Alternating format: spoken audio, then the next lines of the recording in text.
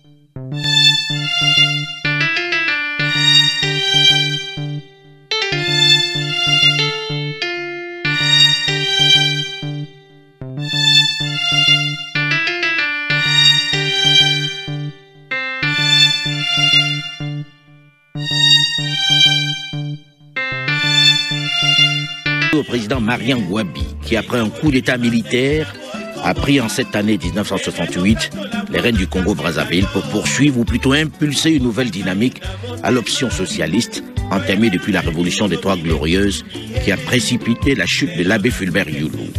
Au Congo, qui est devenu la République populaire du Congo et qui a désormais son parti congolais du travail, parti unique, on vit désormais au rythme du marxisme-léniniste. Une idéologie qui varie d'un groupe à un autre, d'un membre du comité central à un autre. En réalité, les dogmes et les pratiques sont loin d'être homogènes, même si pour tous, le but est un peu plus d'égalité dans la société congolaise. Mais cette différence de conception suscite de plus en plus de dissensions entre les cadres, les camarades du parti. Et l'on vit depuis quelque temps au rythme des tentatives de putsch. Forum FM, Radio Forum FM 105.8.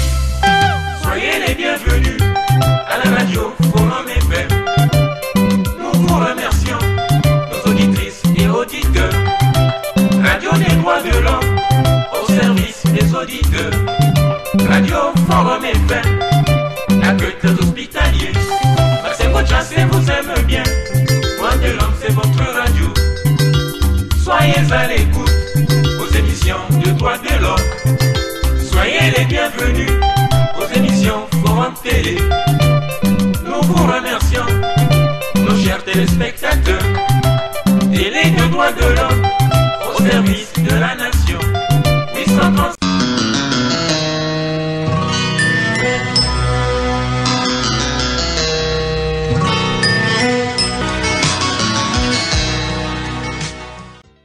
Le Forum Radio-Télévision des droits de l'homme est un média qui favorise la bonne gouvernance et l'état de droit, et non un outil qui incite à la haine. Nous avons la vocation de dénoncer les abus du pouvoir et les violations des droits de l'homme.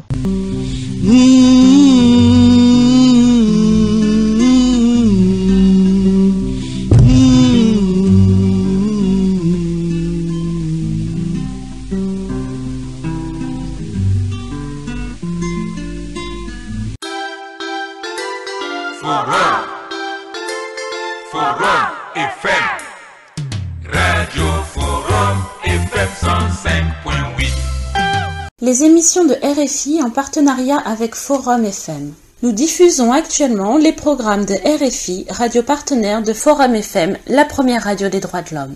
Cette émission est diffusée dans le cadre du partenariat entre RFI, la radio mondiale, et Forum FM, la première radio des droits de l'homme.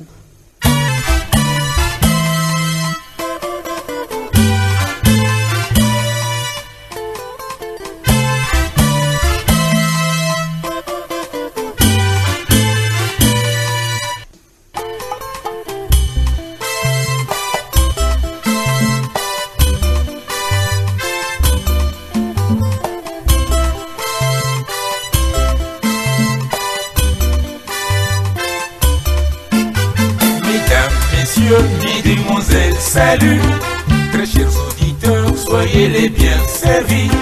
Forum Radio Télé des droits de l'homme, nous vous annonçons notre partenariat avec RFI Radio France Internationale.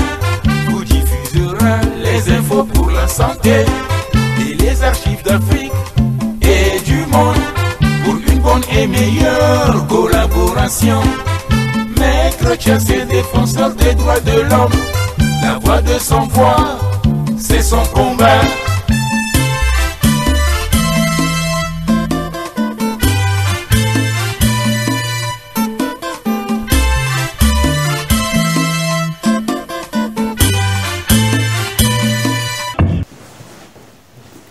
Bonjour et bonsoir. Nous poursuivons l'évocation des 60 ans d'indépendance du Congo. Aujourd'hui, nous passons au point 10. Le point 10 qui est consacré à l'échec du coup d'État de Kinganga. Augustin Poignet, Michel Kiyinou et Miawama, le 23 mars 1970. Cet échec est dû à une trahison de Yombi, à cause de Blaise Bakwa qui ne lui avait pas remis sa part dans ce coup d'État. Parce que Blaise Bakwa était porteur d'une forte somme destinée au groupe de Yombi pour leur participation à ce coup d'État dont tous étaient tombés d'accord. Mais avant de faire cette évocation, je voudrais d'abord faire l'évocation de l'année 69, parce que au cours de la dernière émission, nous avons plus ou moins survolé l'année 69 en parlant uniquement du procès. En fait, qu'est-ce qui se passe en 69 ? En 69, c'est l'année du début des épurations dans l'armée. C'est le début des procès politiques et du renforcement de la militarisation du domaine politique. Avant la démission du président Massamba Deba, le 3 septembre 1968, le Conseil national de la Révolution fait publier 2 actes. Le premier acte, c'est sur la dissolution des directions de la Confédération syndicale congolaise, la CSC, de la jeunesse du Mouvement national de la Révolution, la GMNR, et en les remplaçant par des personnalités favorables au nouveau régime. Le second acte portait sur la création des comités provisoires de défense de la Révolution. Des ennuis de la Révolution ou encore de la faction au pouvoir sont périodiquement révélés ou découverts. La classe politique congolaise vit de trahison et de reniement des anciennes amitiés qui rallient le groupe dominant le pouvoir. Ngouabi inaugure les pratiques judiciaires qui consolident donc la classe politique. Le 11 février 1969, Victor Tamba, secrétaire à l'organisation du Conseil national de la Révolution, s'exprimant devant les représentants de la CSC, des syndicats de base et des délégués du personnel, va déclarer ce qui suit. La Confédération syndicale congolaise était devenue une centrale corrompue et qu'à la veille des événements du 31 juillet 1968, elle s'était transformée en un club à intrigue ou à palabres, animé par des dirigeants corrompus qui agissent de concert avec la clique du MNR. Le 27 avril, le 3e congrès de la CSC se tient sous la présidence de Marien Ngouabi qui prononce le discours d'ouverture et insiste sur la nécessité pour le Congo d'avoir un syndicat authentiquement révolutionnaire sur lequel s'appuierait le parti d'avant-garde qui était le PCT, qui s'appuierait plutôt sur un parti d'avant-garde, parce que le PCT n'était pas encore créé. En mai 1969, à la fin de ses études, Émile Bayenda rentre à Brazzaville après avoir soutenu sa thèse, car après son emprisonnement et sa torture, l'archevêque de Brazzaville, Monseigneur Théophile Bemba, l'avait envoyé aux études, faire ses études. Et là, il rentrait en mai 69. Il sera nommé vicaire à la paroisse Saint-Esprit de Mungali. Et le 18 février 1970, il deviendra vicaire épiscopal, chargé de la coordination entre les diverses œuvres d'apostolat et commissions diocésaines. Le 7 mars 1970, l'abbé Émile Bayenda est nommé archevêque coadjuteur de Brazzaville avec droit de succession. Il est ordonné évêque à Rome le 17 mai 1970 par Monseigneur Pignodoli, alors secrétaire général de la congrégation pour l'évangélisation des peuples. À la mort de Théophile Bemba, le 14 juin 1971, Monseigneur Émile Bayenda occupe le siège métropolitain de Brazzaville. Le tribunal populaire institué en 1965 par Massamba Deba pour juger justement Youlou et ses partisans est remplacé le 14 juillet 1969 par la Cour révolutionnaire de justice, une juridiction d'exception. En novembre 1969, Marien Ngouabi organise et préside un procès à huis clos sur l'affaire des assassinats de février 1965, dont le principal auteur désigné est Pascal Lissouba. Et d'ailleurs, nous allons revenir sur cela parce que par après, Pascal Lissouba va se défendre dans une lettre qu'il adressera en 1997. Bon, il était déjà hors du pouvoir. En août 1969, Maxime Debeka organise le premier festival des arts au Congo et fonde en 1969 le Centre de formation et de recherche d'art dramatique qu'on appellera le CEFRAD. Le CEFRAD va être une pépinière des artistes créateurs et ce CEFRAD va favoriser une bonne évolution de la culture au Congo. Le 27 septembre 1969, il y a une grève des fonctionnaires des finances. Le ministre Pierre-Félicien Croix est exclu du Conseil national de la Révolution, car il est considéré comme le responsable de cette grève.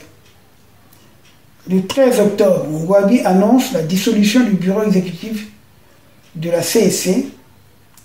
Le 4 octobre, les grévistes des finances sont sanctionnés. Du 26 au 28 octobre, le commandant Marien Ngouabi préside lui-même l'Assemblée générale du Conseil confédéral de la CSC et met en place un nouveau bureau présidé par Anatole Kondo. Le 15 novembre 1969 se tient le 2e congrès extraordinaire de l'Union révolutionnaire des femmes du Congo, l'URFC. Madame Joséphine Bouanga est élue présidente en remplacement de Céline Yanza. Le 31 décembre 1969, le commandant Marien Ngouabi devient président de la République à l'issue justement de la création du Parti congolais du travail sur un parti d'avant-garde, parce que le PCT n'était pas encore créé. Alors finalement, le congrès constitutif du PCT va se tenir le 29 au 31 décembre 1969. Et ce congrès fera du Congo une république populaire, dont l'emblème est le drapeau rouge, frappé en haut à gauche du côté de la hampe de 2 palmes vertes surmontées d'une étoile jaune, avec en leur centre une houe et un marteau croisé. C'est devenu d'ailleurs le drapeau du PCT, qui avait été aboli en juin 1991, après la conférence nationale, que les tenants de la dictature ressortent chaque fois à toutes les manifestations. Bref, donc du 2 au 14 mai 1969, une grève des étudiants éclate à l'université. Du 10 au 20 août 1969, le congrès de la GMNR se tient. Celle-ci se métamorphose en union de la jeunesse socialiste congolaise. Nkombo Masiona est élu président du comité exécutif. Le 21 juin 1969, un nouveau directoire du Conseil national de la Révolution est mis en place. Celui-ci est composé de 5 membres. Marien Ngouabi en est le président, le commandant Alfred Raoult, le Premier ministre, Pierre Nzé, président de la commission éducation, presse et propagande, Ange Édouard Pongui, président de la commission finances et affaires sociales.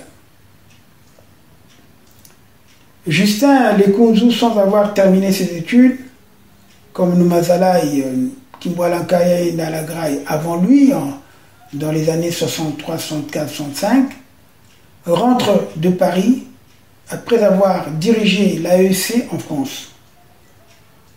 Et lui, il aura la charge de la commission d'organisation. L'hymne national, la congolaise, est remplacé par l'international à cause de l'orientation marxiste. Alors je vous montre la Constitution de 69.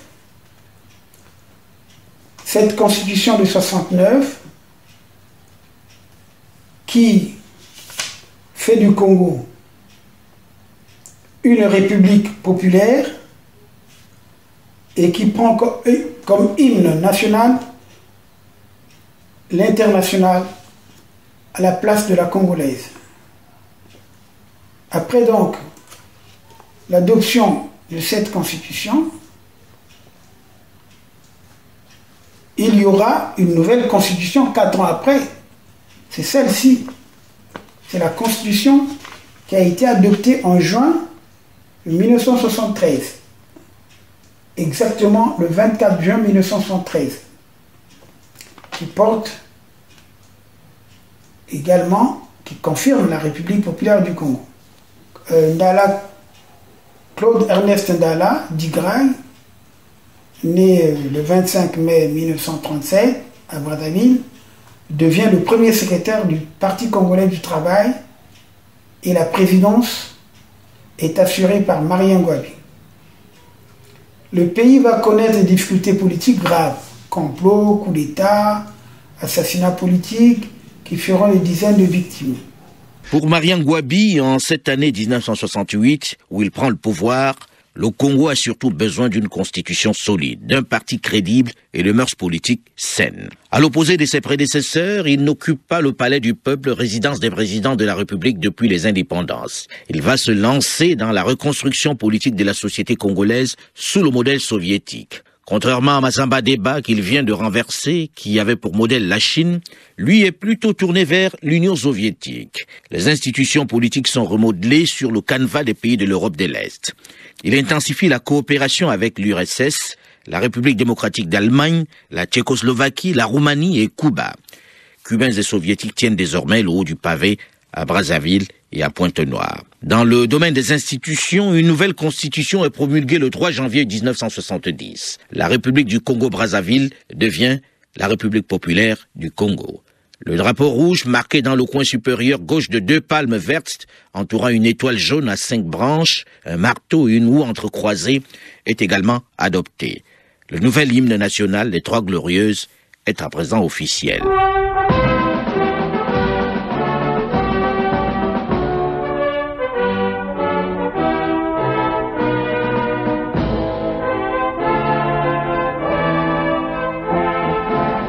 Mais cette orientation à l'est de toutes ne va pas réellement apporter de grands bouleversements, de grands chambardements dans ses relations avec son partenaire français.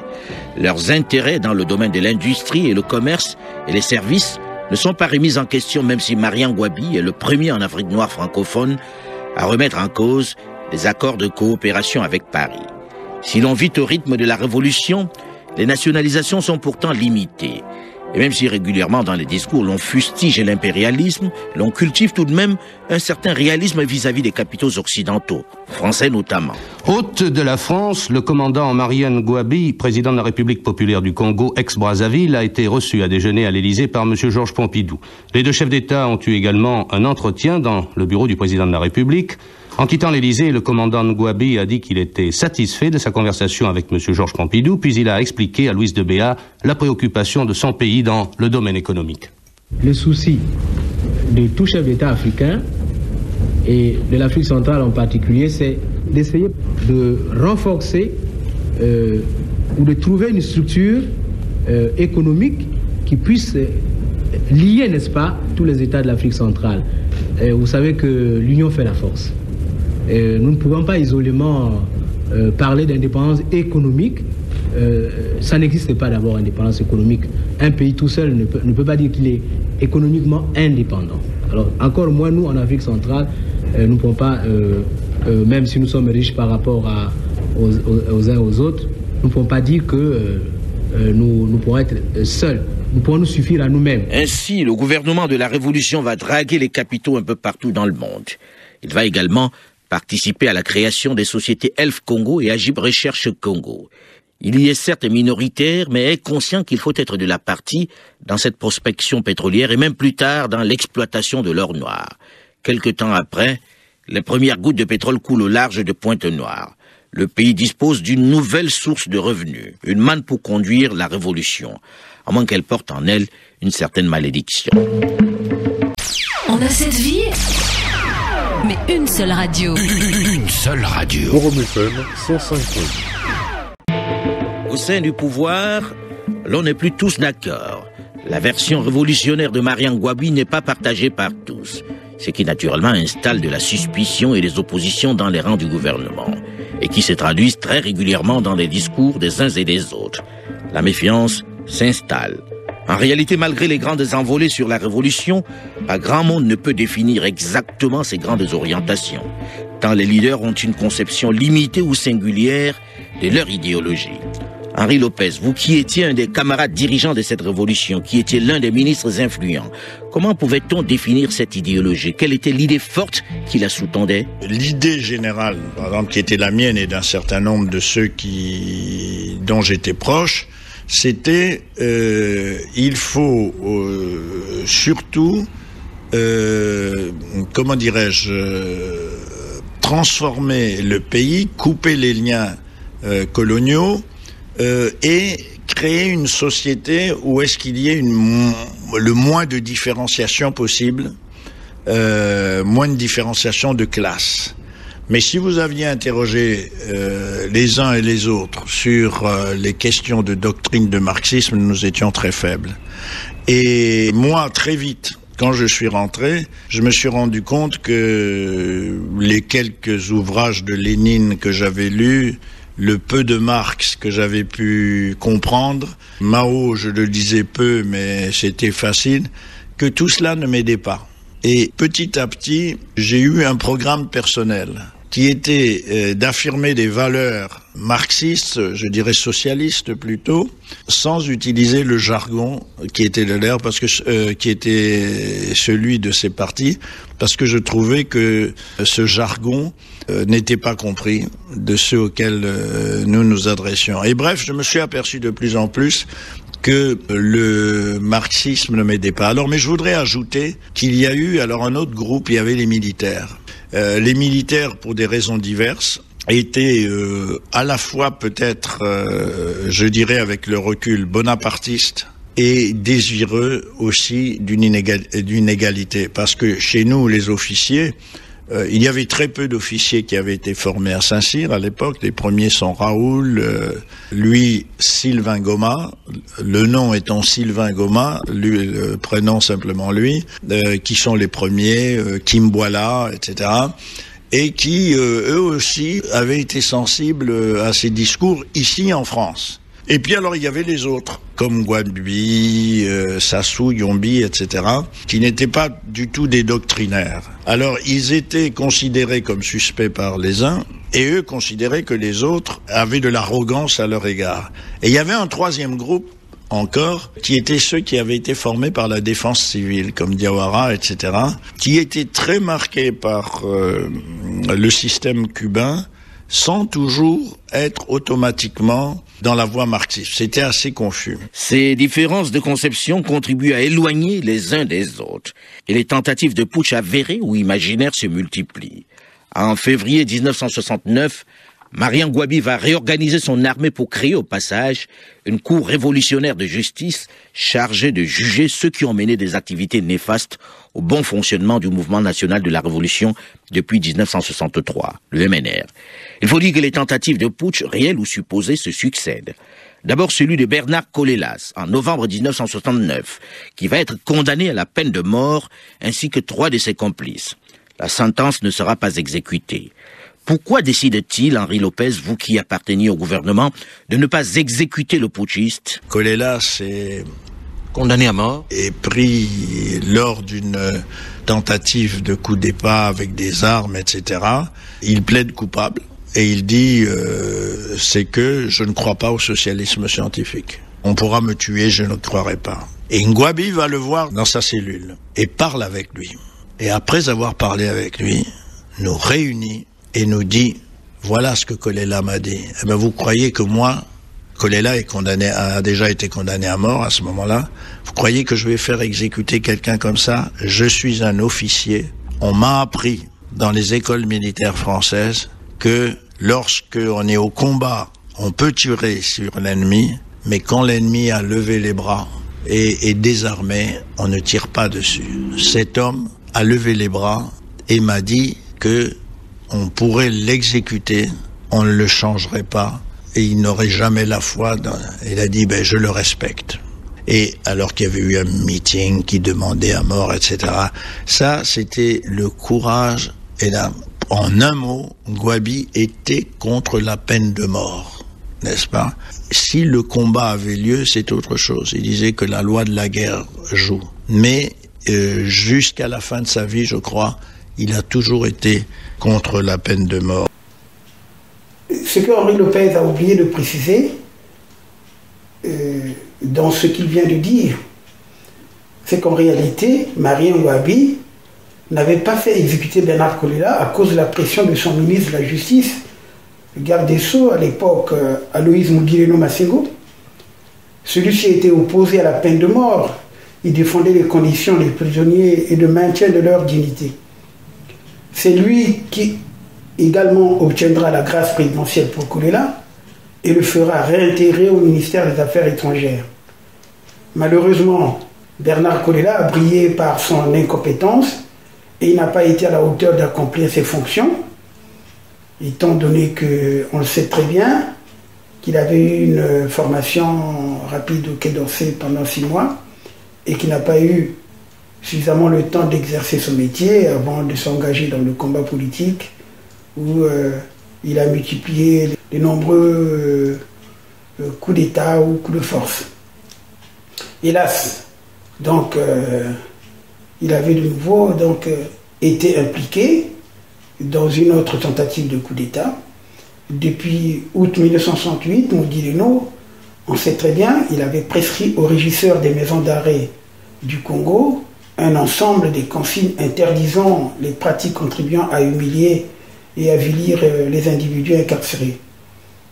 Et c'est dans le même esprit humaniste qu'il a tenté de faciliter la réhabilitation par l'instruction et installer des lieux de lecture dans les prisons congolaises.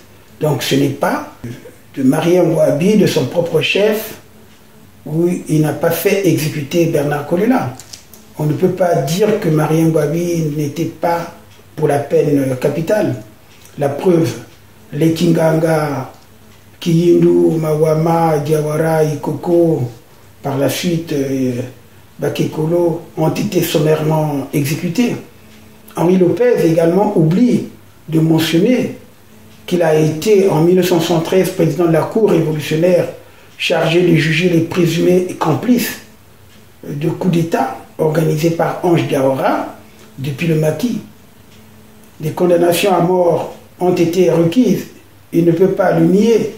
Nous allons revenir d'ailleurs sur cette situation lorsque nous allons évoquer le point 11 consacré à l'affaire Diawara. Ça devient passionnant. Passionnant. Forum FM 105.8. On a cette vie, mais une seule radio. Une seule radio. Forum FM 105.8. Autre tentative avortée, celui de Félix Mouzabakani, qui va être arrêté avec d'autres officiers soupçonnés de préparer un putsch. Puis vient en mars 1970, celui du lieutenant Pierre Kinganga, en exil à Kinshasa, depuis sa tentative présumée de juin 1969, qui débarque à Brazzaville à la tête d'un commando et tente de renverser le régime de Ngouabi. À Brazzaville, donc, la tentative de coup d'État entreprise cette nuit a échoué. Coup de main plutôt que coup d'État, puisque, en définitive, les rebelles étaient en très petit nombre et n'ont réussi qu'une chose, c'est à investir les studios de la radio nationale, c'est-à-dire la voix de la révolution congolaise. Mais comment tout cela s'est-il passé? René Branlec, notre délégué permanent à Brazzaville, retrace pour nous maintenant le fil des événements. Le lieutenant Kikanga, qui s'était réfugié depuis plusieurs mois à Kinshasa, s'était emparé cette nuit des studios de la radiodiffusion-télévision congolaise. Peu après, une voix anonyme annonçait le coup de main et invitait la population à se joindre au congéré. Quelques minutes avant 6 heures, la sirène d'alerte retentissait dans toute la ville. Simultanément, des studios de la radiodiffusion congolaise étaient lancés, toujours anonymement, des appels à l'aide des républiques voisines. On réclamait en particulier une aide militaire urgente de la République démocratique du Congo-Kinshasa. Cependant, le gouvernement de Brazzaville réagissait rapidement. Annonce faite par la radiodiffusion congolaise selon laquelle le commandant de Ngouabi avait été arrêté était bientôt démentie par les faits. Le commandant de Ngouabi était vu en public. La radiodiffusion congolaise, qui avait cessé d'émettre vers 7h30, investie par l'armée, sommait les insurgés de se rendre. Vers 10h, les opérations de nettoyage étaient terminées. Le cadavre du lieutenant Kikanga, amené à l'état-major de l'armée populaire, y était exposé à la foule. Ainsi se termine cette tentative de coup d'État qui paraît avoir été déclenchée avec une extraordinaire légèreté. Si l'on observe à Brazzaville une certaine excitation, le gouvernement semble avoir la situation parfaitement en main. Mais Yves Pépin, on pourrait peut-être dire à nos auditeurs qui était exactement cet homme qui était à la tête du coup d'État de ce matin et qui porte le nom de Kikanga, colonel lieutenant de son État. Oui, en fait, il n'en était pas à sa première tentative. Il avait été accusé l'année dernière de subversion. La Cour révolutionnaire de justice de Brazzaville l'avait condamné à mort par contumace et on le disait réfugié depuis dans l'autre Congo, c'est-à-dire à Kinshasa. D'ailleurs, le gouvernement de Brazzaville accuse le gouvernement de Kinshasa d'être à l'origine de ce coup de main. En prenant le contrôle de la radio de Brazzaville, les rebelles ont voulu, si l'on peut dire, vendre la peau de l'ours avant de l'avoir tué. Ils ont annoncé la chute du régime du commandant Ngouabi et ils ont déclaré que le commandant Yumbi était à la tête de la subversion. Il n'en était rien, puisque le commandant Yombi dirigea lui-même l'assaut contre les locaux de la radio congolaise pour en déloger les rebelles. Quant au chef de l'État, le commandant Ngouabi, nous l'avons eu tout à l'heure au téléphone, et Jean-Louis de Migneux lui a demandé de faire pour nous l'analyse politique de cette tentative de coup d'État. Écoutez. Vous savez que le régime du Congo-Kinshasa est opposé au régime du Congo-Brazzaville. Et vous savez que Kiganga est toujours au Congo-Kinshasa. Et il a essayé de tenter un coup en faisant appel à la population, croyant effectivement que la population allait se joindre à lui. En ce moment, toute la population est assemblée dans le meeting pour soutenir le régime révolutionnaire, c'est tout. Du coup, pour moi, j'estime que c'est de l'aventure, c'est même du rêve. C'est donc un échec. Le lieutenant Kinganga est abattu aux abords de la radio nationale qu'il venait d'investir. Son cadavre et celui des membres de son commando vont rester exposés pendant des heures au public. Le capitaine Auguste Poignet, impliqué dans l'opération, va parvenir à se sauver vers Kinshasa. 3 autres complices qui n'ont pas eu la même chance vont être passés une semaine après par les armes. Marian Ngouabi dénonce l'implication de la CIA et du président Mobutu dans ce putsch. La même année, le capitaine Kikadidi, Fouetti et 17 autres personnes sont arrêtés pour tentative de coup d'État en faveur de l'ex-président Massamba Deba. Et ce ne sera pas le dernier. Mais Marian Ngouabi jouit d'un certain soutien populaire qui ne faiblit pas et bénéficie également d'une protection des officiers qui l'entourent. On a cette vie, mais une seule radio. Une seule radio. Forum FM 105.8. Elle fait fondre les graisses, tomber les kilos. Forum. 0% de matière grasse, 100% tube. Forum FM 105.8. On a cette vie, mais une seule radio. Une seule radio. Forum FM 105.8. On a cette vie, mais une seule radio. Une seule radio. Forum FM 105.8. Puisque nous faisons une chronologie, donc arrive le 22 mars 1970, la veille du coup d'État de Kinganga, Blaise Bakwa, alias Ngouma, secrétaire de Angualima, le grand truand voleur de Kinshasa, dans les années 67 à 69, réfugié donc à Kinshasa, était avec le lieutenant Kinganga, qui va lui charger de remettre au capitaine Yombi Opango les fonds destinés aux participants du noyau nord pour la réinstauration de la République du Congo et la liquidation de la République populaire qui venait d'être instituée 3 mois plus tôt par Ngouabi, le 31 décembre 1969. Le 23 mars 1970, le lieutenant Pierre Kinganga et le capitaine Augustin Poignet échouent dans leur tentative de prise de pouvoir. Le capitaine Yombi, ayant été cité dans ce coup d'État, devant instaurer la démocratie et le pluralisme politique, fera défection et se joindra au lieutenant Ange Diawara Bidje et Denis Sassou pour neutraliser le commando dirigé par Kinganga à la radio. Donc, les officiers de l'armée du Congo, sans distinction de région, ont donc tenté de renverser le régime prétendu socialiste scientifique imposé au Congo-Brazzaville depuis si peu, depuis 3 mois. Donc, le commandant Michel Kiindou, le capitaine Augustin Poignet, comme je l'ai dit, le capitaine Albert Niawama, qui était commandant de la gendarmerie, et du lieutenant, et d'ailleurs le Pierre Kinganga était presque capitaine, c'est parce qu'il avait été retardé. Pierre Kinganga Siroko, de l'adjudant-chef André Poutou, et du maréchal de logis Jean-Marie Mengo, du sergent-chef Kouka Akablan, et de bien d'autres militaires et civils ont été exécutés pour s'être simplement trouvés aux abords de la radio, en face du stade marchand à Bakongo, alors sous contrôle des résistants. Ce jour-là, les citoyens congolais avaient courageusement pris les armes. Certains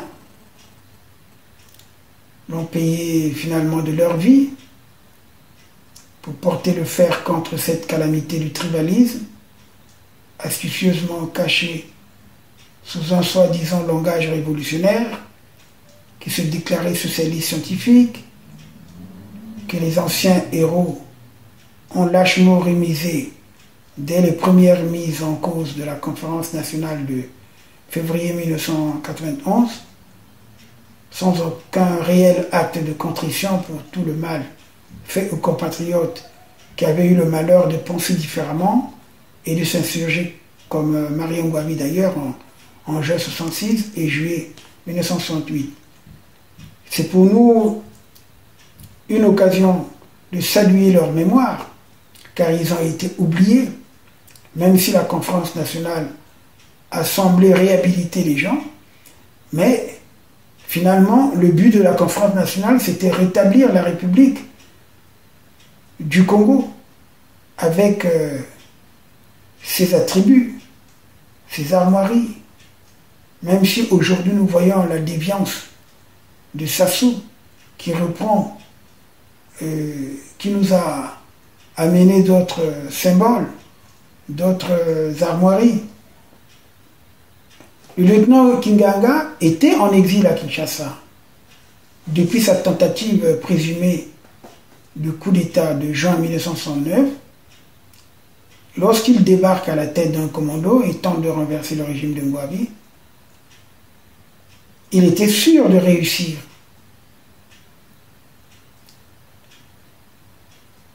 Ils ont été abattus froidement parce qu'ils se sont rendus.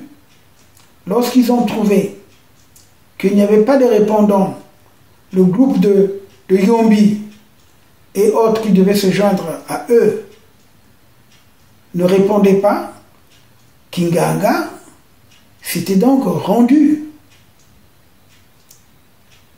Kinganga sera exécuté froidement avec le membre de son commando. Et il y a eu une désinformation, on a dit que Kinganga est tombé à la suite des combats. Non. Kinganga et beaucoup de jeunes, comme vous voyez les images, étaient sortis, les mains en l'air, mais on les a amenés vivants. C'est par la suite qu'ils ont été exécutés. Plusieurs jeunes partisans enthousiastes qui s'étaient joints à la colonne de Kinganga ont été également passés par les armes. Alors Blaise Bakwa était logé au domicile familial, c'est-à-dire vers le marché Total.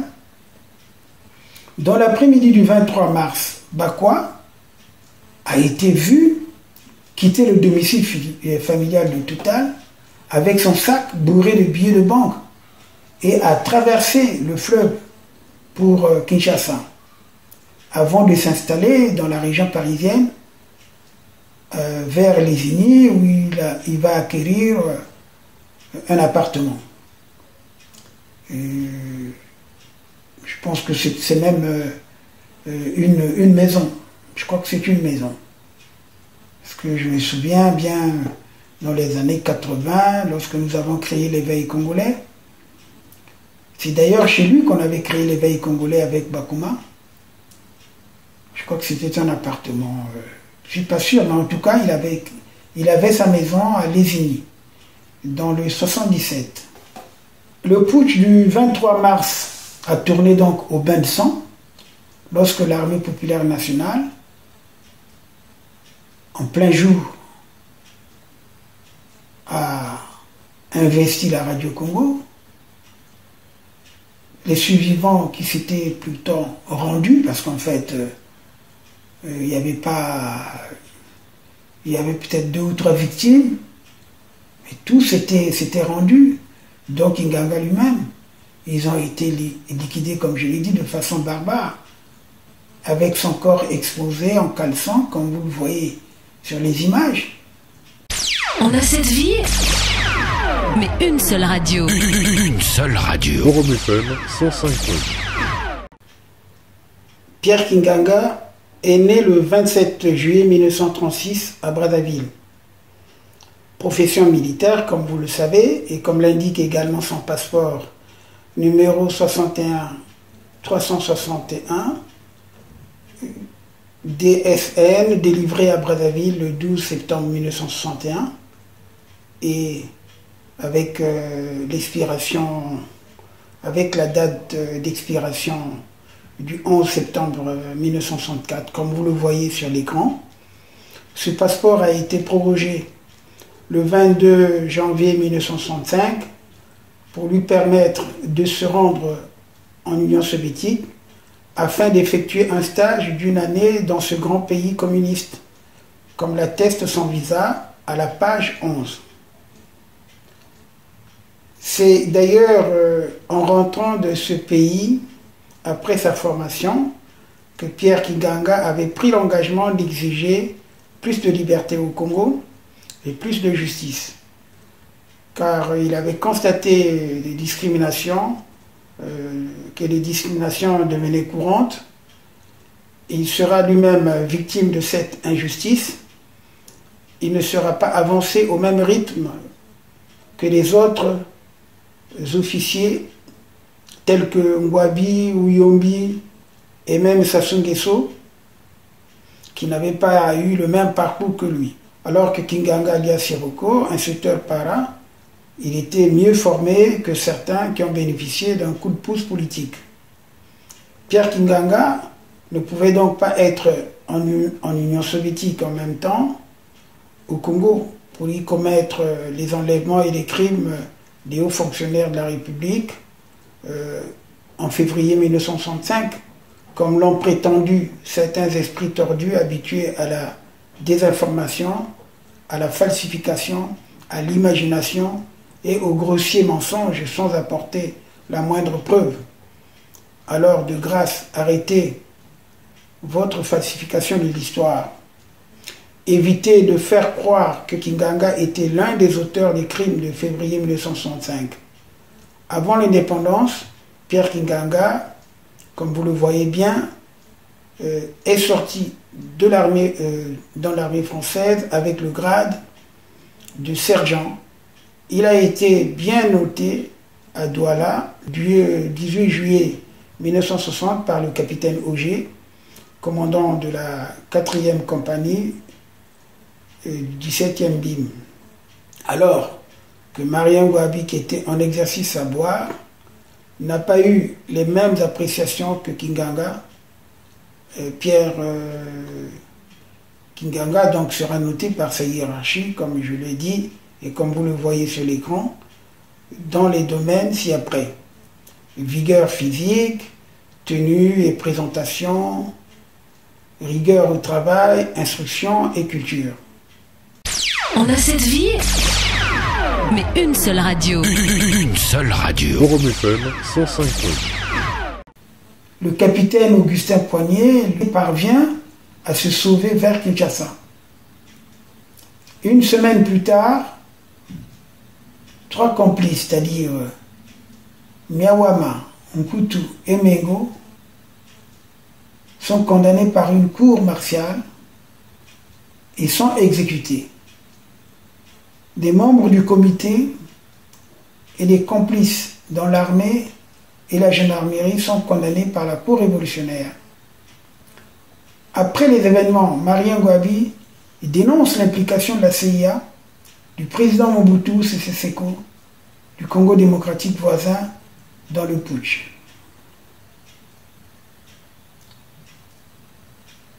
En réalité, il avait peut-être raison de condamner Mobutu Sese Seko parce que lors du coup d'État manqué de 69, quand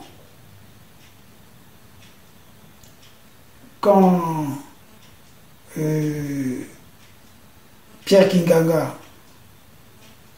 va fuir, va regagner Kinshasa, il est utilisé par Mobutu qui va le nommer comme instructeur de son service de sécurité. Mobutu va le proposer même au grade de général et Kinganga va refuser en disant non, je préfère aller porter mes grades de général au Congo. Il y a également le commandant Michel Kiyindou, l'un des cerveaux du coup d'État, qui avait été abattu dans la nuit du 1er au 2 avril 1970, tout juste une semaine après le coup d'État de Kinganga. Mais qui était le commandant Michel Kiyindou? Le commandant Michel Kiyindou est né à Bakongo le 13 mars 1936. C'est un militaire de carrière. Il est sorti de l'école militaire du général Leclerc. Il poursuivra ses études militaires en France, à Fréjus et à Paris. Puis intégrera en janvier 1962 le 1er bataillon congolais des forces armées congolaises.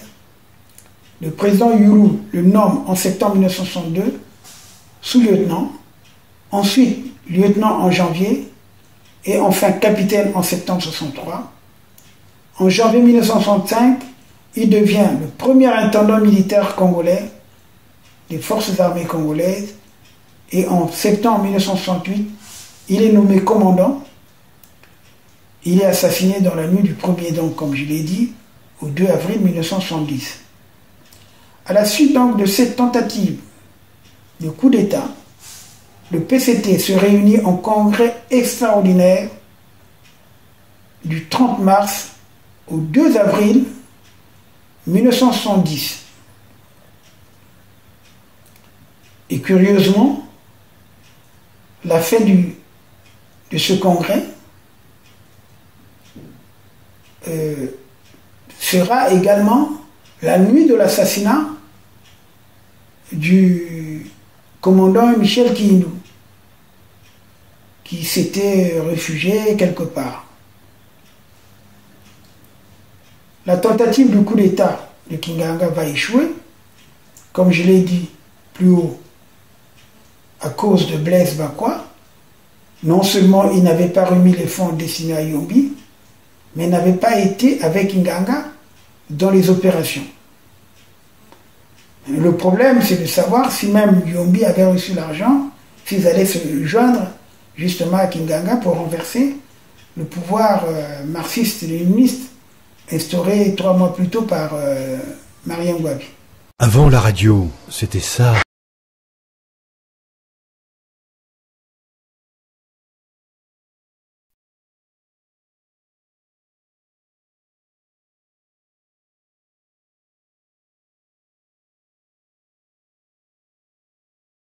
Ça devient passionnant. Passionnant. Forum FM 105.8. On a cette vie, mais une seule radio. Une seule radio. Forum FM 105.8.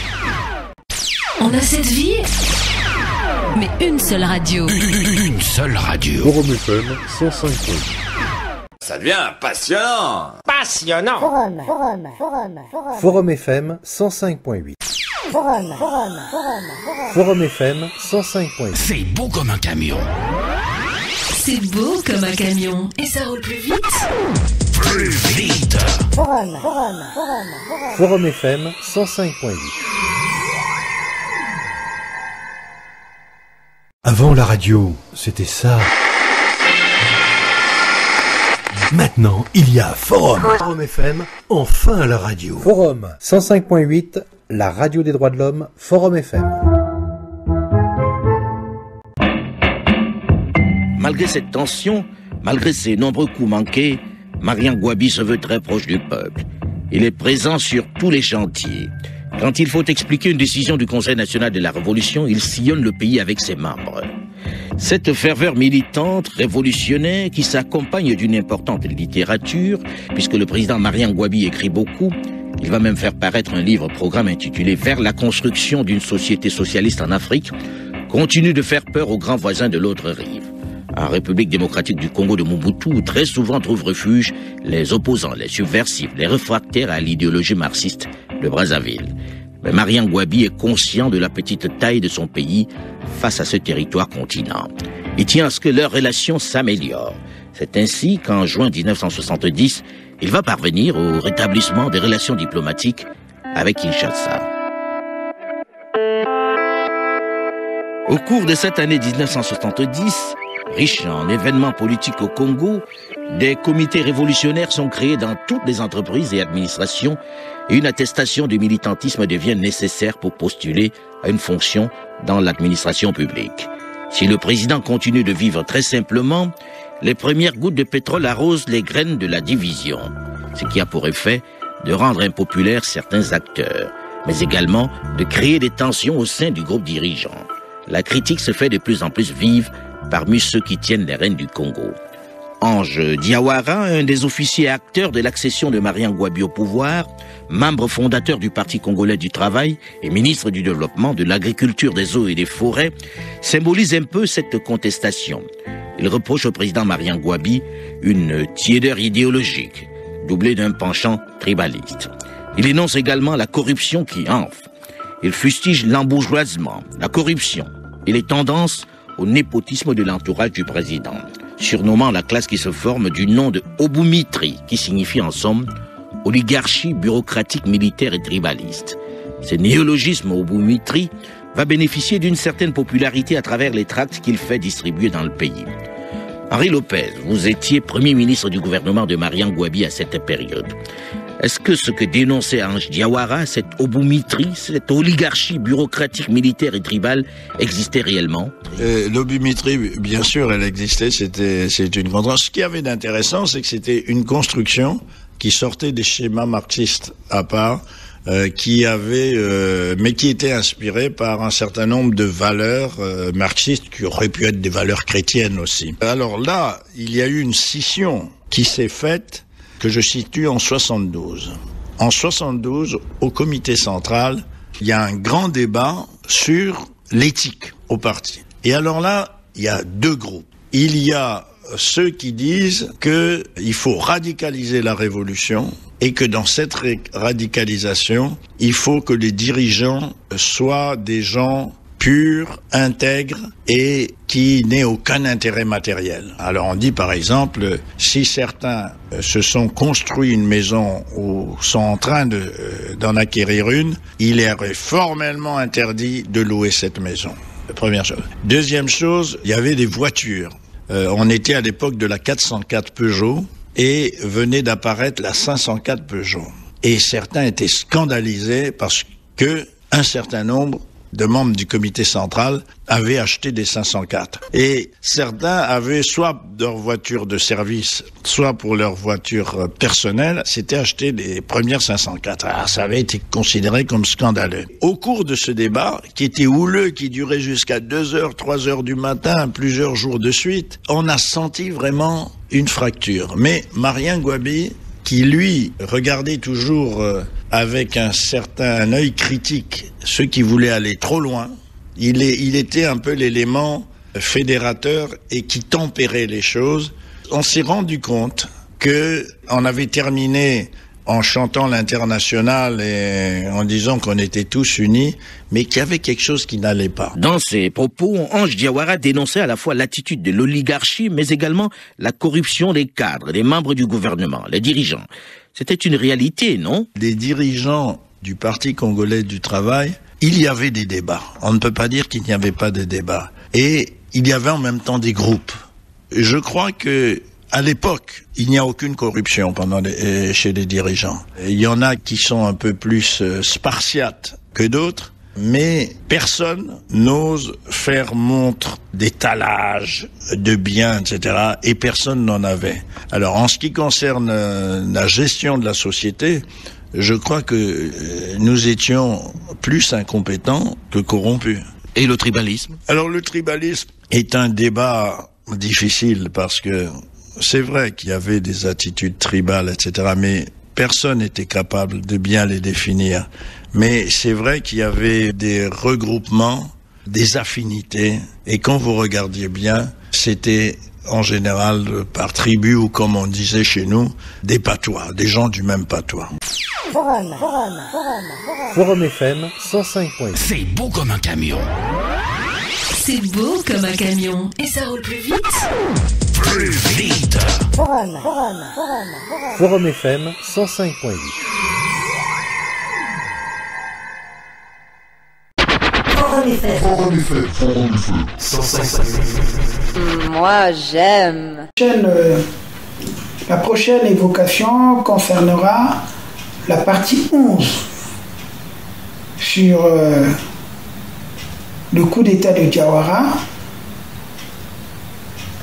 et le plan funeste conçu par Sassou à l'encontre de son frère Marien Gouabi, qui est qualifié de couillon. Et la partie 12 sera consacrée à l'assassinat de Marien Gouabi. Alors je vous souhaite une bonne écoute et je vous demande de vous abonner à nos vidéos et de cliquer j'aime. Cela nous fait plaisir que vous soyez nombreux à aimer également l'évocation de l'histoire de notre pays, le Congo, Brazzaville. Alors vous pouvez également vous procurer cet ouvrage à la librairie Taméry à Paris, dans le 10e arrondissement. Je pense qu'on vous a communiqué. Vous voyez l'adresse qui s'affiche. Alors je vous remercie. À bientôt pour le point 11 qui sera consacré justement au coup d'État de Ange Diawara et son exécution. Je vous remercie. Tapez tout simplement www.org.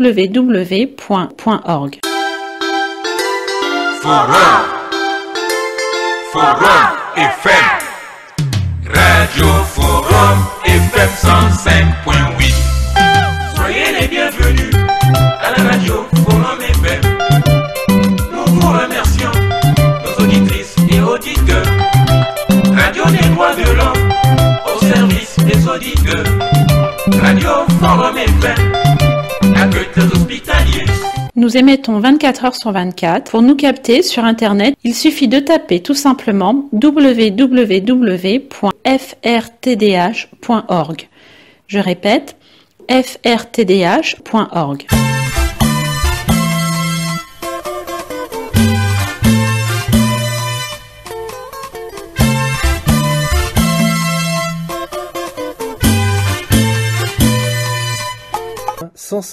Oh Maurice, génial. C'est génie.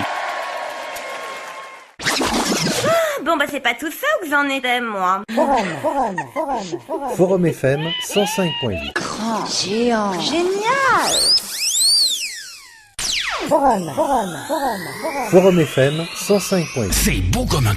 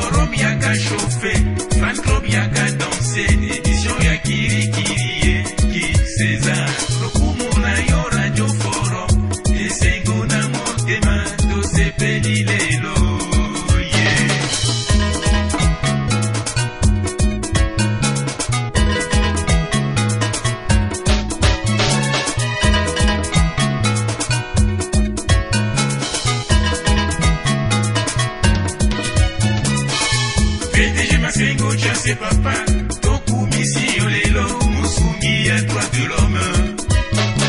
Après ça m'a dit à la bana Congo, pour Bayeba, Tina à droit de l'homme. Attends Sawa Mukuyu Baba, Master Mwana Congo, Bayoka Radio Forum. Radio Forum yaka chauffé, Fatlom yaka dansé, émission ya Kiri Kiri, Geek César. Radio Forum, et c'est Gona Motema, Dosé Béli Lelo, yeah.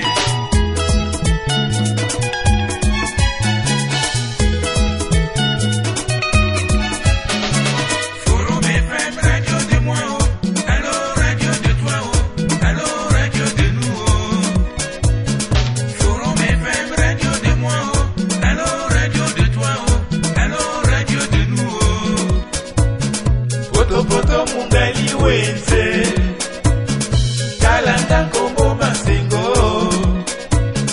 Chiriki tere makabandilu Filura bazo mutabala Insuji kingwali basina Bakongo makelekele sangolo Mayanga majibunga ngalingolo Bayokanga radio Forum Akoteya, Akobeta, Midule ya Banamboka. FM, radio de moi, oh. Alors radio de toi, oh. Alors radio de nous, oh.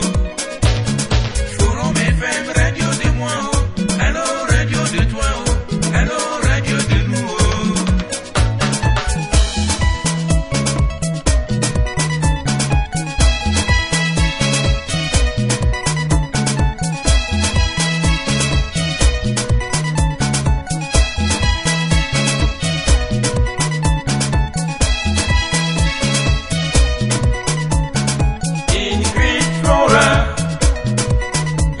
Belle voix d'Afrique, la voix radiophonique de la fille de son père.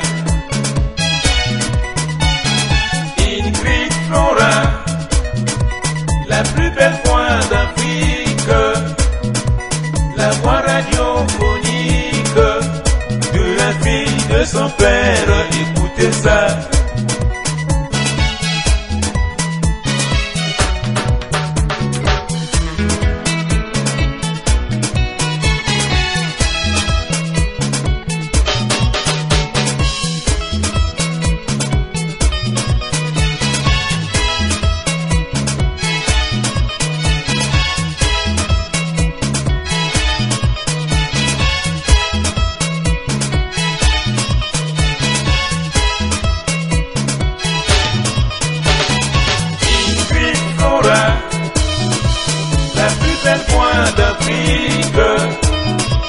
La voix radiophonique de la fille de son père. Ingrid Flora, la plus belle voix d'Afrique, la voix radiophonique de la fille de son père. De la fille de son père, écoutez ça.